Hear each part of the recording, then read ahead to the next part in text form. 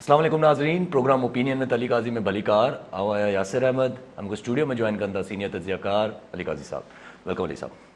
Thank you Yasir. علی صاحب जेका यको हले पई पई त JST ऐं PST टीचर्स जी हायरिंग थींदी, कोई 32,000 क़रीब JST टीचर्स जी सीट्स हुयूं, सॉरी सीट्स हुयूं जंहिंमें अपीयर थिया 1,60,000 माण्हू, जंहिंमां पास थिया 1250 ऐं जेको रेशियो बीहे थो 0.7%.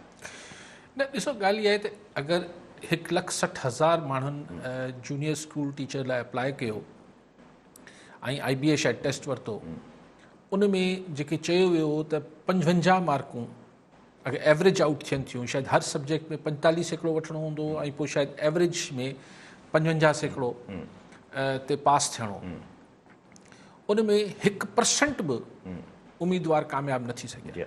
99.3% 1,60,000 एप्लीकेंट्स मां उम्मीदवारनि मां 99.3% फेल थी विया. हिन इलाही सारा हिन जा पहलू आहिनि. हिकिड़ो पहलू त जेको डिस्कस में अचे पियो त इहो आहे असांजो तालीम जो मयार. हीअ जेको असीं वॾा हाम हणंदा आया आहियूं ॾहाकनि खां त साईं असांजी तालीम में हीअं पियो थिए, पोइ फलाण पियो थिए, पोइ हीअं पियो थिए, पोइ सिलेबस चेंज पियो थिए, पोइ अलिफ पियो थिए, पोइ बे पियो थिए. जेको घुरबल हुआ उहो 55% मार्क हुआ. असांजे ज़माने first 9th matric first year inter कई, उन ज़माने असां हैदराबाद में A लेवल्स ऐं O लेवल्स न हुआ, त 55% जो मतिलबु हूंदो त C ग्रेड. ही B ग्रेड बि न आहिनि, यानी सिंध सरकार 55% पासिंग मार्क्स रखियल हुआ, विच इज C ग्रेड. सो अगरि ही C ग्रेड जा बि उस्ताद जेके कामयाबु थी वञनि हा अगरि, त ही C ग्रेड C कैटेगरी में अचनि हा, जेके असांजे ॿारनि खे पढ़ाईंदा आहे, हुननि जो मुस्तक़बिल हिननि जे हथनि में हुजे हा. बट अलमियो इहो आहे त C ग्रेड बि हासिलु न करे सघिया असांजे स्टैंडर्ड जे हिसाब सां. ठीकु आहे, जेके 100 मार्कनि मां सो C ग्रेड बि न हासिलु करे सघिया. हाणे ॻाल्हि इहा आहे त अगरि 1200 1300 या 1270 अलाए केतिरा नौजवान पास थिया आहिनि, त तालीम जो हशर त इहो आहे. यानी हीअ जेको असां वटि वॾी हाम ऐं वॾी ॻाल्हियूं थियनि थियूं ऐं वॾा बहस मुबाहिसा थियनि था, ऐं पोइ इहा ॻाल्हि थिए थी त साईं एजुकेशन में हीअ पियो, सो स्टैंडर्ड त वञी एजुकेशन जो इहो बीठो आहे. लेकिन गुड दैट इहा शइ जो हिकिड़ो पॉज़िटिव पासो बि आहे त ॻाल्हि चिटी थी. ऐं हीअ जेके हिकिड़ा असां वटि शोज़ में मां ॿुधो पियो, काफ़ी ॾींहंनि खां कॉलर्स फ़ोन कंदा त साईं पैसनि ते नौकरियूं ईंदियूं, हीअ थींदो हू थींदो. अपरेंटली GST ताईं त ही सभु अफ़वाह ऐं ॻाल्हियूं जेके आहिनि ग़लति साबित थियूं. त ज़ाहिर मतिलबु एतिरी स्ट्रिक्ट चेकिंग थी आहे, अगरि पास ई न थिया आहिनि त हिननि खे भर्ती कीअं कयो वेंदो, ऐं एॾी ॾाढ पुरसी न थींदी त फेल वारनि खे बि हू करे छॾीनि, भर्ती करे छॾीनि. सो हिननि खे ॿीहर इम्तिहान वठिणा पवंदा. ऐं हिन दफ़े शायदि उहे नौजवान हिन में अप्लाई कंदा जेके पहिरीं मायूस हूंदा आहिनि त यार नौकिरी त सिफ़ारिश ते ऐं पैसनि ते मिलंदी आहे, हरूभरू वञी मथो छा हणूं, त शायदि हिन दफ़े हू अप्लाई कनि. ऐं नौजवान जेके हिन दफ़े फेल थी विया आहिनि हू वधीक तयारी करे अप्लाई कनि. सो ख़बरूं जेके हलियूं पियूं त सिंध काबीना या सिंध गवर्नमेंट इहो गौर करे रही त 55 मार्कनि खे कट ऑफ करे हेठि हाणे 45% ते पास कजे, छाकाणि त 16-17 हज़ार नौकरियूं ॾियणियूं आहिनि ऐं पास थिया आहिनि 1250. आउं सम्झां थो त ग़लति थींदो अगरि 1% यानी ही त 0.7% पास थिया आहिनि, पर आउं चवां थो अगरि 0.1% बि पास न थिया हुजनि हा, 100 जा 100% फेल थिया हुजनि हा, मार्कूं घटि न करणु खपनि. छाकाणि ॾिसो मूंखे नौजवान खे नौकिरी मिलण ते को अरहा नथो थिया, लेकिन उहो नौजवान सुभाणे ॿारनि खे पढ़ाइणो आहे. मूंखे असां वटि अॻु में ई घणा अंगूठा छाप मास्तर भर्ती थियल आहिनि, सभिनी लाइ नथो चवां, पर सिफ़ारिशनि ते पैसनि ते. सो अगरि ही बुनियादु ऐं JST आहे जूनियर स्कूल टीचर, हितां ॿार जो बुनियादु रखिजे थो. सो महिरबानी कयो हिनखे हिते ई रहणु ॾियणु खपे ऐं ॿीहर टेस्ट कजनि. ऐं PST में बि ईअं ई स्ट्रिक्ट सॼी फॉलोइंग थियणु खपे, ट्रांसपेरेंट रहणु खपे. ऐं तव्हां हिकिड़ी कॉन्स्टेंट एफर्ट कयो ताकी तव्हां वटि क्रीम जेको नौजवाननि जी आहे उहो उस्ताद भर्ती थियनि, न की ही को बेरोज़गारनि खे नौकिरी ॾियण जी स्कीम हुजणु खपे. त हिकिड़ी हिन जो हिकिड़ो पॉज़िटिव साइड घटि में घटि इहो आहे त ठीकु आहे असांखे पंहिंजी किथे बीठल आहियूं उहो नज़र आयो आहे. ठीकु आहे सभु कॉलर सां गॾु इकराम ख़ासकेली मातली मां. जी ख़ासकेली साहब छा सुवाल हूंदो? अस्सलाम वालेकुम काई साहब. वालेकुम अस्सलाम.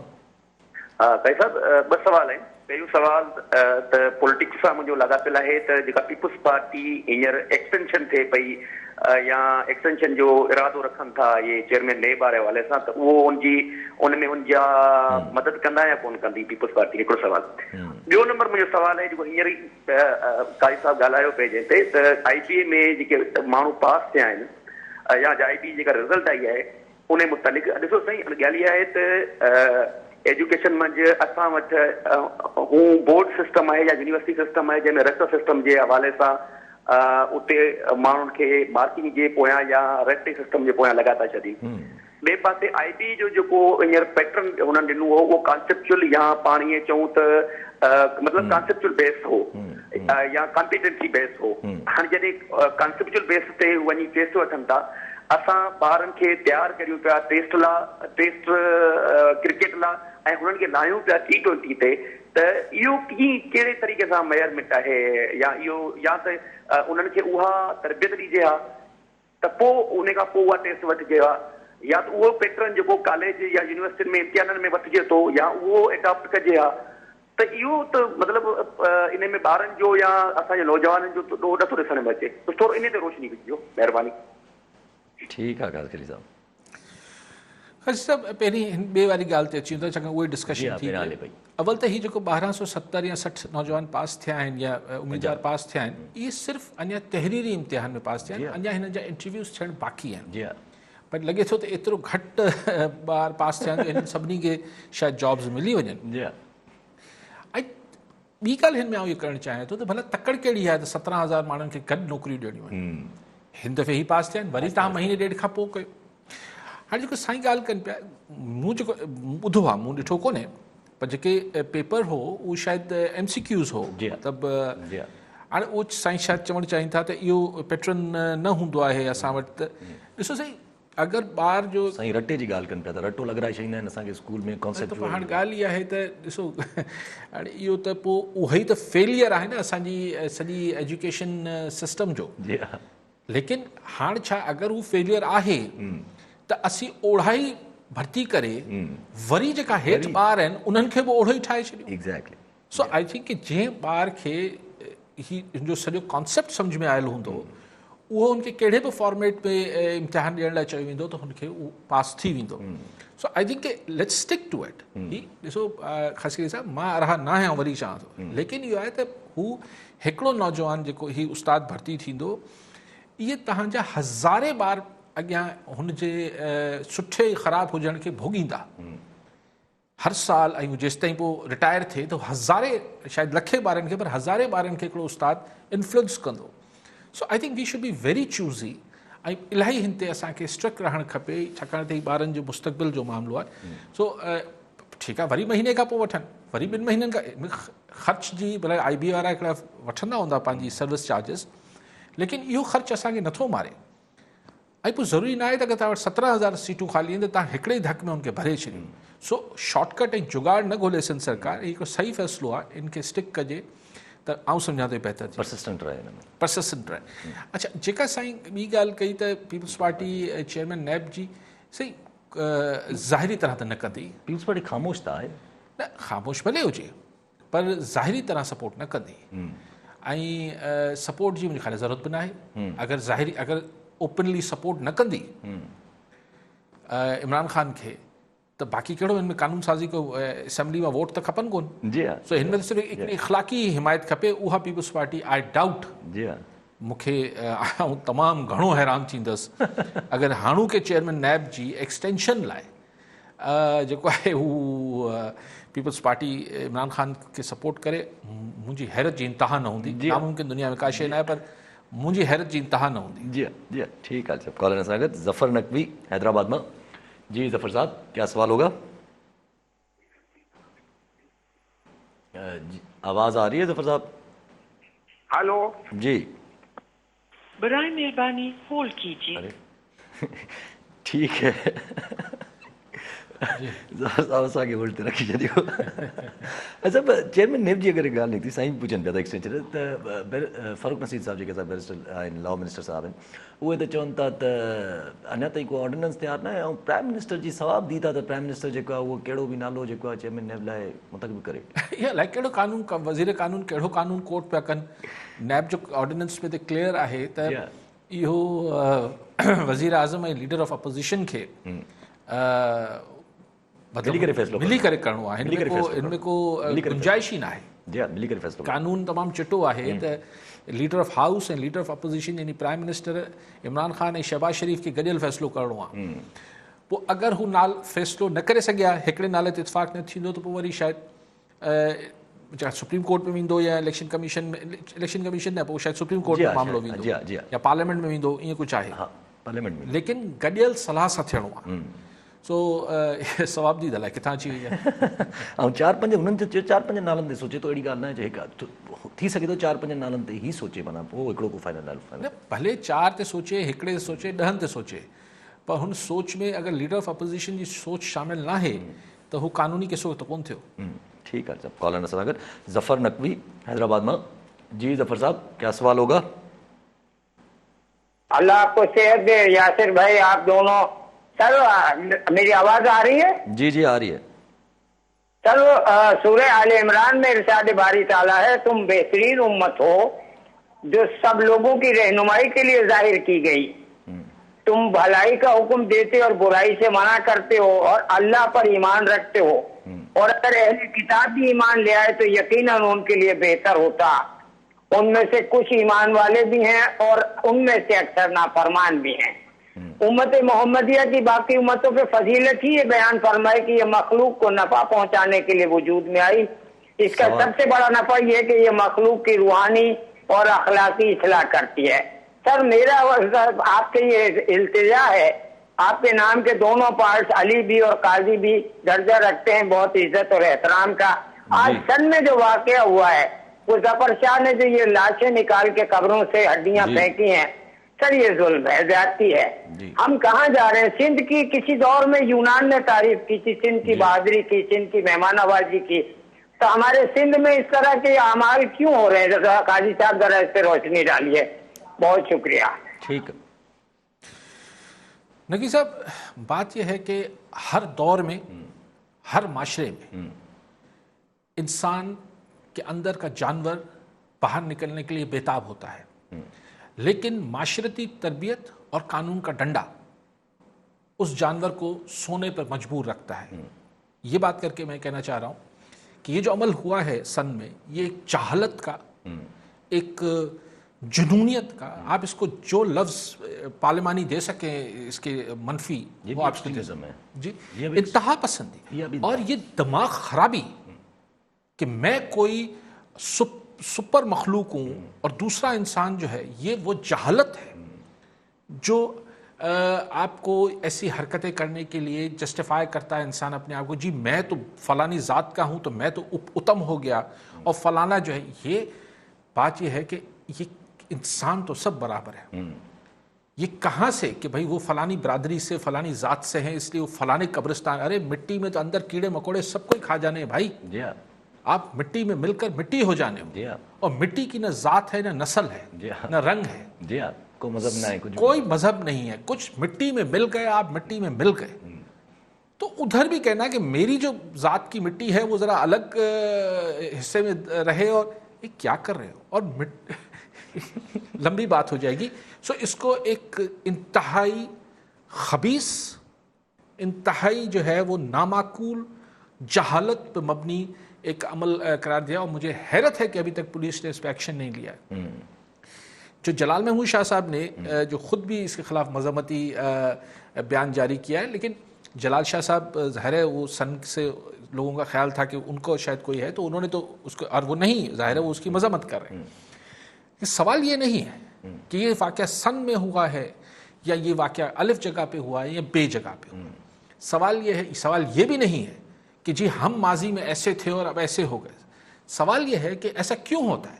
इसलिए होता है कि इंसान को जो अपनी एक फ़िरौनियत होती है दिमाग में, मैं फलां हूँ, मेरे पीछे इतने 10 बंदूक वाले हैं, मेरे को पुलिस वाला कुछ, ये क्यों होता है? इसलिए होता है कि रूल ऑफ लॉ नहीं होता। जब किसी का दिमाग खराब होता है और वो सोचता है कि मैं इस पे कुत्ते, सिंधी मार जाना, कुत्ता बचे छड़ींदस, ये कर दूंगा, किसी के घर पे कब्जा, ये क्या, ये फिरौनियत है। या किसी की लड़की अगवा कर ली जाए, किसी का बच्चे को मरवा दिया, ये सब क्या है? ये फिरौनियत उस दिमाग में आती है जब उसको मालूम हो कि कानून मेरा कुछ नहीं बिगाड़ेगा, कानून मेरे से मजबूत नहीं है, मेरे से ताकतवर कानून नहीं है। देखिए, ये कहना कि ये कोई जमींदारी से मामला जुड़ा हुआ है, ये कोई पैसे वाले से मामला जुड़ा हुआ है कि ये सरमाएदार है, ये गरीब है, ऐसा नहीं है। क्योंकि खरबपति, हमारे जो अरबपति हैं वो क्या बेचते हैं? जो वेस्ट में या यूरोप में जो खरबपति बैठे हैं, जिनका ट्रिलियंस ऑफ डॉलर्स हैं,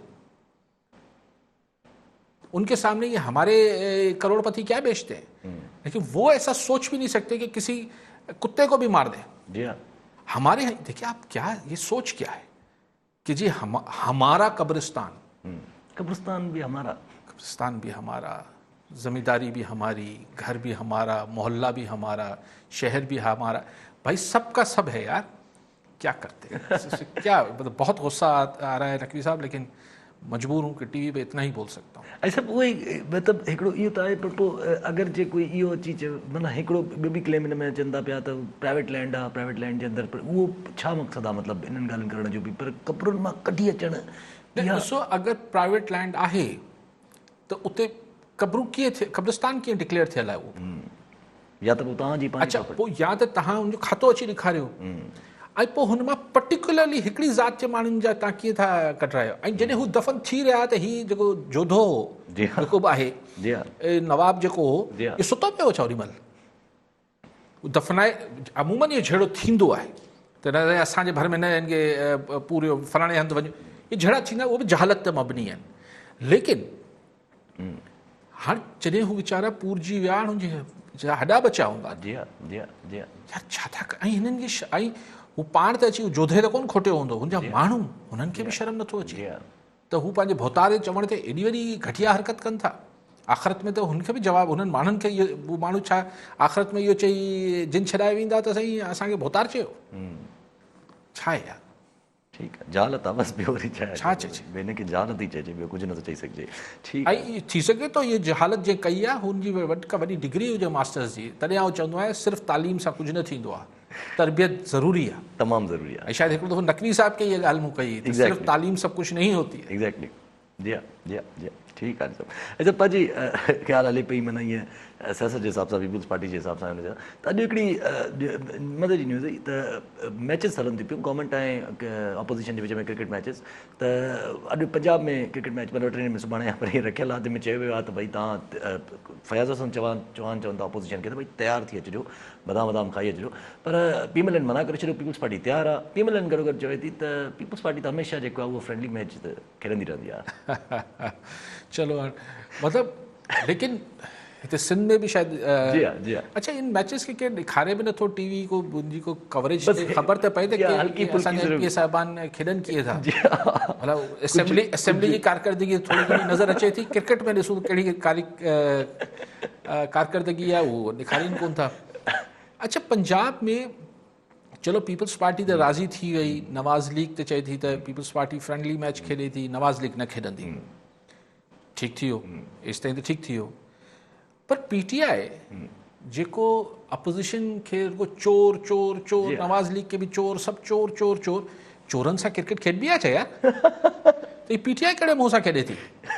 ही त उन्हनि मुल्कनि ऐं उन्हनि हुनजो रिवायत आहे त यार उहो त ठीकु आहे, पर क्रिकेट खेॾबी गॾु, शादी ख़ुशी गमी में गॾु थिबो, सियासत आहे, ज़ाती दुश्मनी थोड़ी आहे। पर हिते त पीटीआई सरकार त ज़ाती दुश्मनी वारी ॻाल्हि थी करे, त पोइ ज़ाती दुश्मननि सां क्रिकेट खेॾंदनि मूं हिताईं कंहिंखे कोन ॾिठो आहे।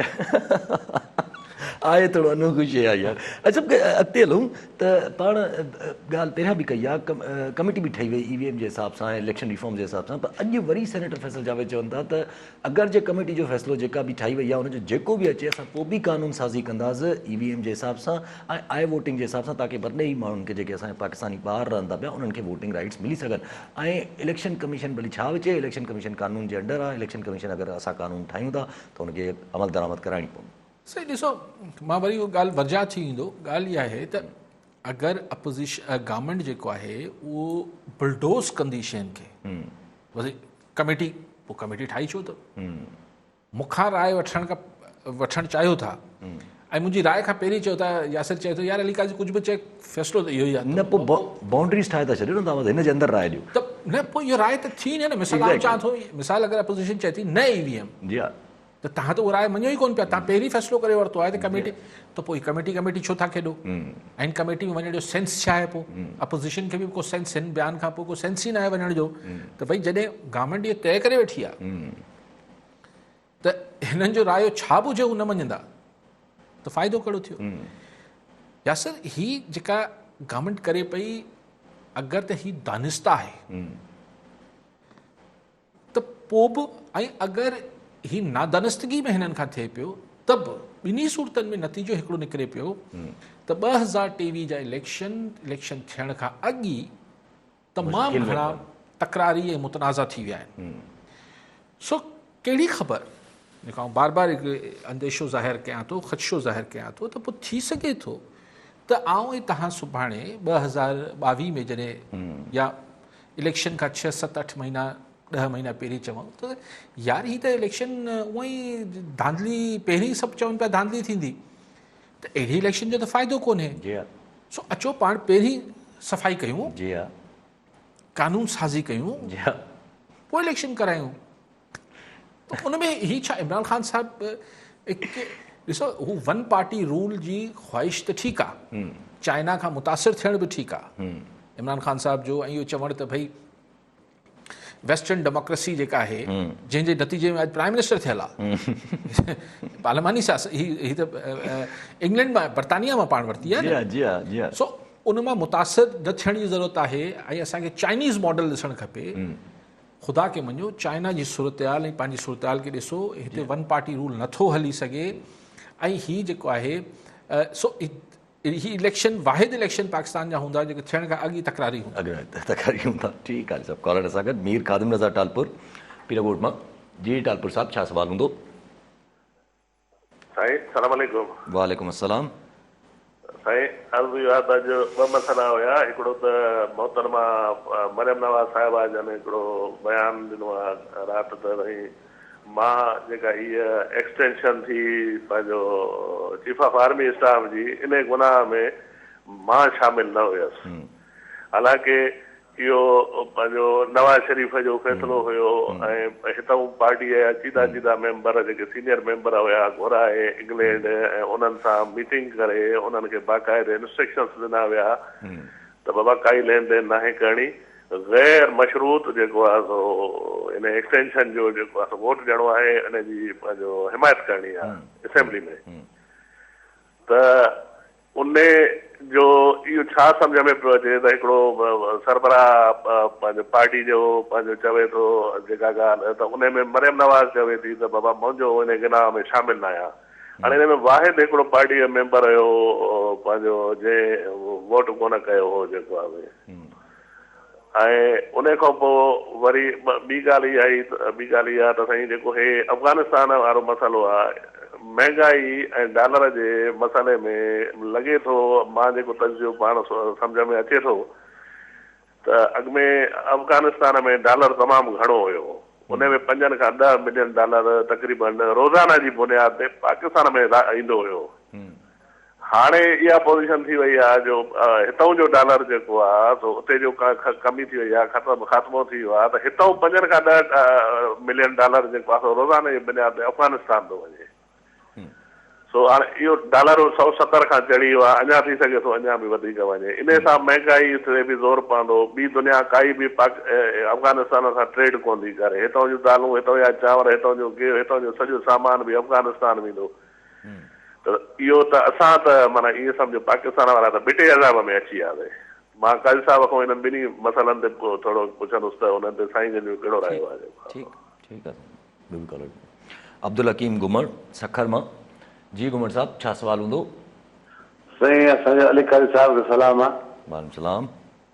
असांजे अली कारी साहिब खां इहो सुवाल आहे, न्यूज़ीलैंड जी टीम पाकिस्तान जो दौरो छॾे भॼी वई था, इंग्लैंड बि कोन आई, ऐं चवनि पाकिस्तान सिक्योरिटी हिसाब सां सही मुल्क न आहे। ईमेल का इंडिया जी तरफ़ खां आई कि तव्हांजी टीम मैच खेॾी वेंदी, हुन खां पोइ असां ते हमिलो थींदो। उन खां पोइ जॾहिं अफ़गानिस्तान में जे अंग्रेज़नि खे जूता पिया त उहे त वरी भॼी आया पाकिस्तान जूं तरीक़ूं। पाकिस्तान तमामु सिक्योरिटी हिसाब सां सही मुल्क आहे। अफ़गानिस्तान में असांखे कढो, पाकिस्तान में असां ॾियारियो, हितां खां असां पंहिंजे मुल्क में ईंदासीं। इहो दौरो मयार कीअं आहे साईं? इहो अली कारी साहिब खां सुवाल आहे। ठीकु आहे घुमर साहब। सही, जेका मीर साहब ॻाल्हि कई पहिरीं त मरियम नवाज़ साहिबा चवनि थी त मां हुन फ़ैसिले में शामिल न हुअसि आर्मी चीफ जे एक्सटेंशन वारे में, गुनाह में शामिल। हा, त बेसिकली मरियम साहिबा छा चवणु पई चाहे त हू नज़रियाती सियासत में पंहिंजे पीउ खां बि मथे आहे। ऐं छाकाणि त हीअ चई त वई आहे मोहतरमा, लेकिन इन ते हिकिड़े आईब्रोज़ रेस थींदा त ठीकु आहे, तूं पंहिंजे चाचे सां त हू मुफ़ाहमती आहे, थोरो दुनियावी हिसाब सां हले थो, पर तव्हां नज़रियाती हो त तव्हां। पर हाणे कल्ह के बयान खां पोइ मरियम साहिबा शायदि चवणु चाहे पई त आउं नवाज़ शरीफ़ खां थोरी सवाई नज़रियाती आहियां। जी हा। या ऐं पोइ चए थी, अगरि चए थी त मां इन गुनाह में शामिल न हुउसि, त इन जो मतिलबु इहो थियो त नवाज़ शरीफ़ गुनाहगार थी वियो, पंहिंजे पीउ खे गुनाहगार चए पई, छाकाणि उनजी इंस्ट्रक्शन्स थिया, सभिनी खे यादि आहे। सो अगरि हीअ मरियम नवाज़ साहिबा जी जाइ ते को ॿियो इहो बयानु ॾे आहे, धीउ न हुजे आहे नवाज़ शरीफ़ साहिब जी, त नोटिस हिन महिल ताईं मिली चुको, वॾी मुश्किल में हुजे, नोटिस त मिली वियो हुजे आहे, त छाकाणि त पंहिंजे नवाज़ लीडर खे तव्हां गुनाहगार चओ पिया। अगरि हू फ़ैसिलो या अमल गुनाह हो त हुन गुनाह में पोइ चाचा ऐं ॿिया त ठीकु आहिनि, पर पीउ बि ज़िम्मेवार आहे। असल ज़िम्मेवार गुनाहगार त पोइ पीउ थियो। सो हाणे धीउ अथसि, भॼी वेंदो, पर अगरि को ॿियो हुजे आहे नवाज़ लीग जो त हिन महिल ताईं घर वेठो हुजे या नोटिस त मिली वञे असां। कल्ह मियां जावेद जी बि तारीफ़ कई हुयूं। हा, वॾो वफ़ादार आहे। हा, उहो त ज़ाहिर नोटिस हुननि खे वियल आहे। हा, अच्छा, ॿियो जेको अफ़गानिस्तान वारी सही ज़ाहिर आहे। सी बीर साहब, देयर इज़ अ कॉस्ट। तव्हां मुल्क जॾहिं दुनिया में हिकिड़ा फ़ैसिला कंदा आहिनि, हिकिड़ी चॉइसिस कंदा आहिनि, त पोइ हुनजी हिकिड़ी क़ीमत आहे। पोइ ॾिसबो इहो आहे त लॉन्ग टर्म उहे फ़ैसिला सुठा हुआ या ख़राबु हुआ। पाकिस्तान जा फॉरेन पॉलिसी जे हिसाब सां माज़ी में थियल फ़ैसिला केतिरा सही हुआ, केतिरा सुठा हुआ, चॉइसिस केतिरी सुठी हुई। जॾहिं राइट फ्रॉम इंसेप्शन जॾहिं मुल्क ठहियो त सोवियत यूनियन ऐं अमेरिका जे विच में अमेरिका खे प्रिफर करण खां वठी चॉइसिस आहिनि, ऐं पोइ तारीख़ फ़ैसिलो कंदी आहे। असांखे अफ़गानिस्तान शुरू खां असांखे लॻे थो त असांजो ई आहे जहिड़ो कर। हींअर बि ज़ाहिर अफ़गानिस्तान जी टोटल डिप्लोमेसी जेका दुनिया में करे पियो, उहो पाकिस्तान पियो करे, वकालत हींअर पाकिस्तान पियो करे। शाहिद कुरैशी साहब कल उन सां ब्लिंकन सां मिलिया, सेक्रेटरी स्टेट सां ऐं ॿियनि सां, जेको बि थिए पियो, पर हुनजी हिकिड़ी प्राइस आहे। हुनजी हिकिड़ी हीअ प्राइस आहे त असांखे डॉलर वञे पियो, सभु कुझु थिए पियो। ॿी प्राइस जेका आहे, वॾी प्राइस जेका आहे, त तव्हां खां जेके अमेरिका बहादुर आहे, उहो तव्हां खां मुस्तक़िल परे थींदो वञे पियो। अॼु बि हुते हींअर शायदि अॼु या सुभाणे क्वाड्स जी मीटिंग आहे, हुन में जेका हुननि जी वाइस प्रेसिडेंट आहे ख़ातून अमेरिकन, छा नालो अथसि, पाक नालो ज़हन में नथो अचे, इंडियन बॉर्न हू जेका आहे, हुन सां मोदी मिलंदो, पोइ बाइडन सां मिलंदो, कमला हारिस सां पहिरीं मिलंदो मोदी, पोइ हुन सां मिलंदो, सुभाणे हुते क्वाड जी मीटिंग थींदी, ऑस्ट्रेलिया वारनि सां मिलंदो, पोइ G20 जी मीटिंग लाइनअप थियल आहे 1-2 ॾींहंनि में, उहा उते थींदी। त हीअ सभु छा पियो थिए?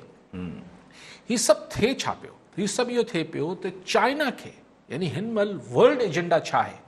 स्टॉप चाइना, पुट ब्रेक्स टू चाइना। चाइना अगरि ही 127 मुल्कनि ताईं पंहिंजो ही वन बेल्ट जेको इनिशिएटिव अथसि, त पोइ चाइना खे केरु मुंहुं ॾींदो?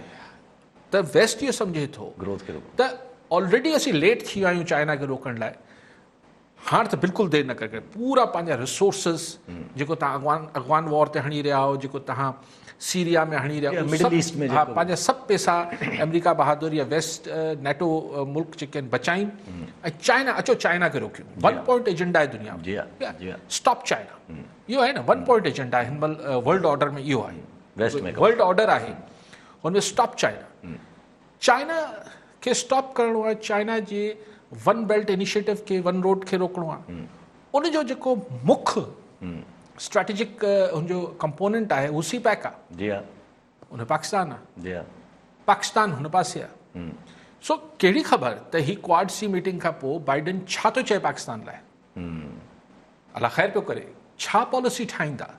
चङो हू चवनि पिया त असीं पाकिस्तान लाइ हिकिड़ी नई पॉलिसी आणियूं पिया।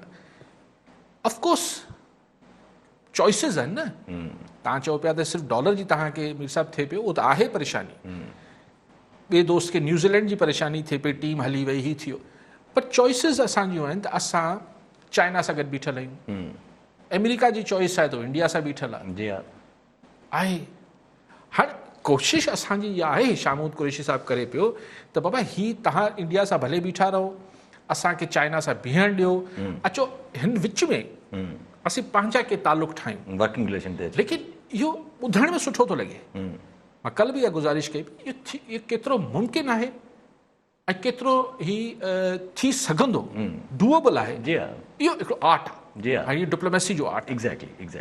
लेकिन डिप्लोमेसी में बि you need to have something to sell. Exactly, तव्हां उनखे छा ॾींदो, वठो था त कुझु ॾियणो आहे न। तव्हांखे अगरि FATF मां बचाइणो आहे, तव्हांखे अगरि जेको आहे IMF सां मामला ठीकु रखणु, ही जेको वेस्ट इन्फ्लुएंस आहिनि, जेके अमेरिका हिननि जी इन्फ्लुएंस आहे, त हिन लाइ तव्हां अमेरिका खे छा ॾेई सघो था।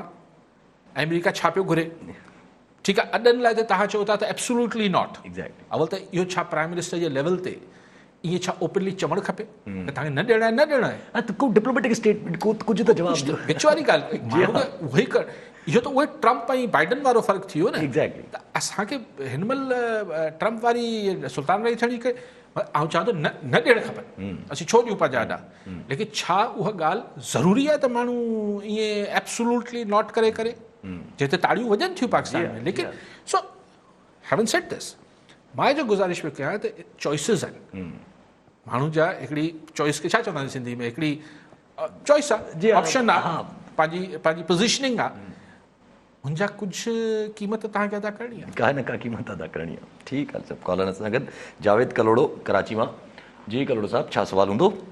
सिंध हुकूमत जो हिकिड़ो अजीब ग़रीब फ़ैसिलो आयो आहे त मुख़्तलिफ़ टैक्सिस जेके आहिनि उन में वाटर सेवरेज आहे ऐं ॿियूं जेके KMC टैक्सिस आहिनि उहे बिजली बिलनि में एड कनि था, उनजी काबीना मंज़ूरी बि ॾिनी आहे।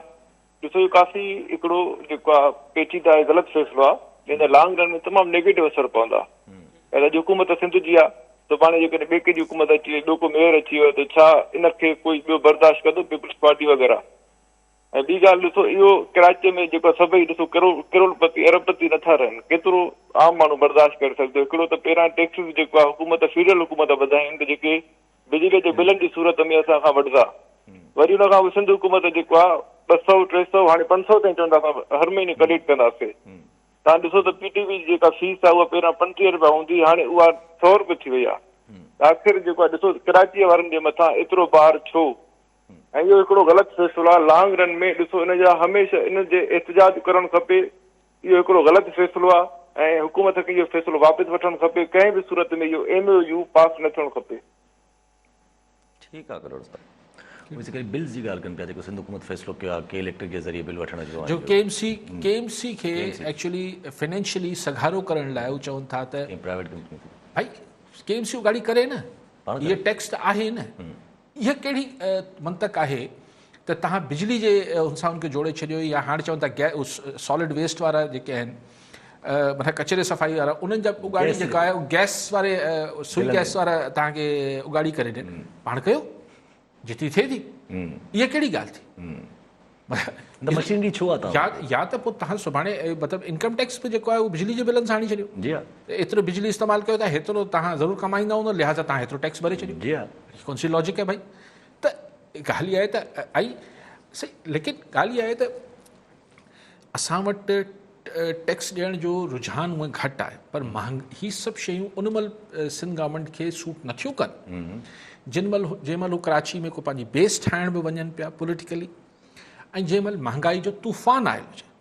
ऐं पोइ ॾिसो जॾहिं जेका कल्ह बरसाति थी आहे, एतिरी बरसाति त कोन हुई, वरी गाॾियूं लुड़ंदियूं वञनि पियूं, हाणे वरी चवनि था त अलाए कहिड़ो, हाणे त नाला वाला बि कोन्हनि, हाणे अलाए छा आहे, हाणे वफ़ाक़ी सरकार जे नालनि ते इल्ज़ाम लॻनि था पिया। उहो शायदि जेको कंस्ट्रक्शन थिए पई, चवनि पिया त बस SIDCL जेको हाली आहे त असीं त कराची जा माण्हू त लोह थी विया, त थोरी बरसाति ते बि घणो पाणी अची वञे थो।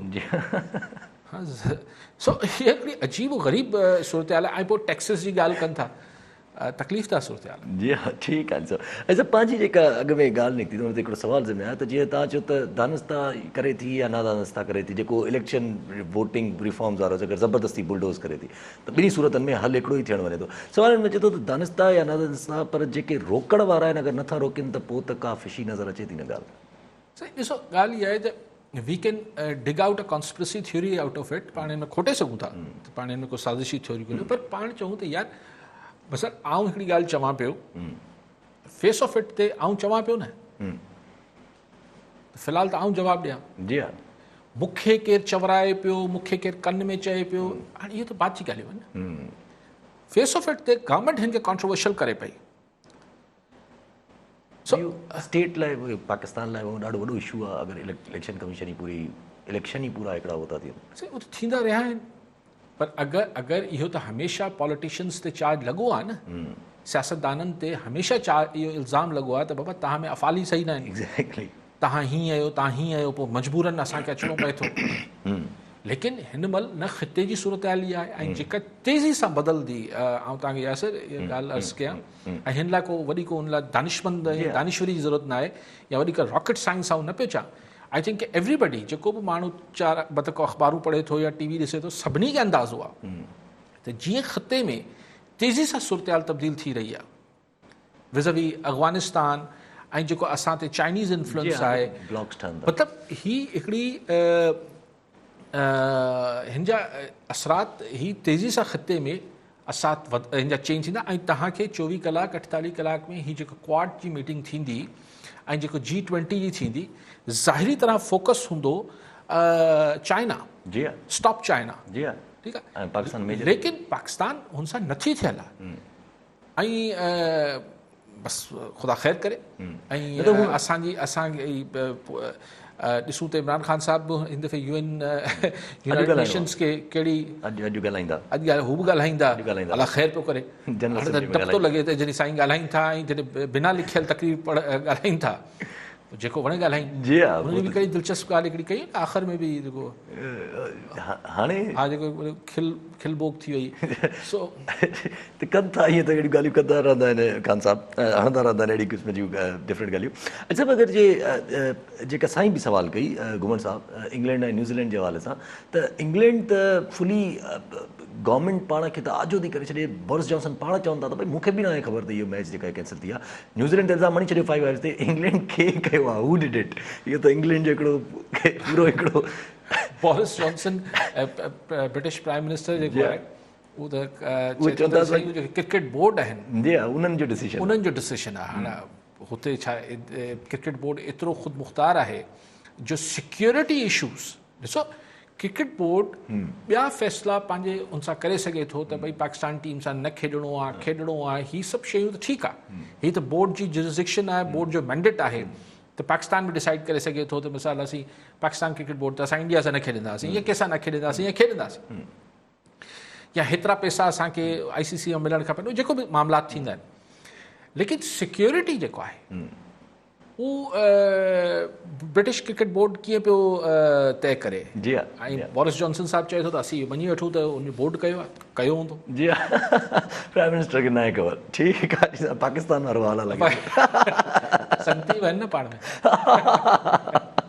अॻिते हलूं त अॼु ख़बर पढ़ी हिकिड़ी त फाइज़र वैक्सीन जूं असां वटि 70,000 डोज़िस जो आहिनि उहे ज़ाया थी विया आहिनि।